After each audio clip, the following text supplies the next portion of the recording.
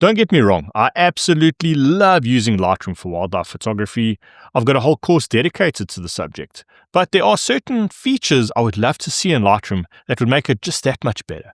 So in this video, I want to share those feature requests with you and also encourage you in the comments to leave your feature requests in the hopes that Adobe sees this video and considers our ideas for future updates. But let's jump into Lightroom and have a look at some ideas. One hurdle I run into quite often when using Lightroom has to do with masks. Now, if I click on this subject mask, Lightroom will detect our subject in the image, and it's never perfect. You'll see here parts of the background have been selected. So I need to now go in and refine that selection. So let's do that. Let's subtract a brush and clean up some of these areas here. I'm just going to do this very roughly just to not waste your time. So let's just say now I've cleaned this mask up perfectly, and now I want to call this my subject template.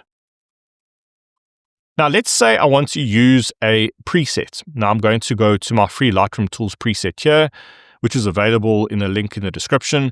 And let's say I want to add a vignette that I've created. So let's create this vignette 1 here.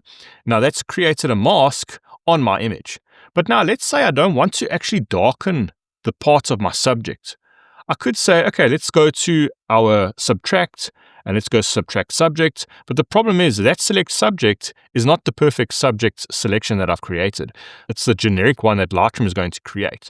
So I wish Lightroom would give us the ability to subtract, add, or intersect masks that we have already created. So my subject template here, I would love to see the ability to subtract a user-generated subject. Now, creating a perfect subject selection is a very important part of the editing process, and I highly encourage you to make sure you spend a little bit of time making sure that it's perfect.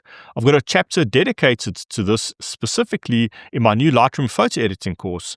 So if you're looking to master wildlife photo editing and taking your images to the next level, check out the link in the description. Now, the next Lightroom feature I would love to see is the ability to use color grading on a mask. I absolutely love using the color grading, and although there are ways to adjust color using other sliders, the color grading tool is just so intuitive, and I would love to see that included on masks in the future. The next feature I would love to see is the ability to lock files. Now, once I've edited this file, for example, in the middle here, I would love to just lock this file, and that just prevents any changes to be made to this file. Now, in the past, I've accidentally deleted a portfolio shot.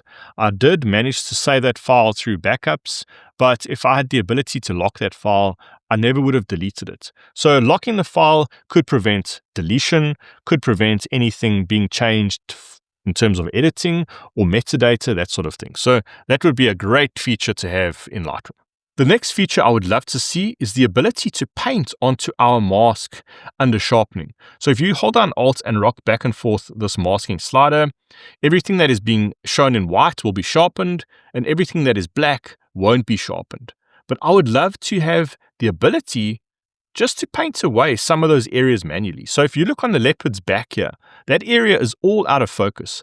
I don't want to sharpen any of that, but using this masking slider, you'll see parts of that out of focus body is going to be sharpened. Now, to get rid of that, I would need to raise this up quite high, but you'll see then less of the face is being sharpened.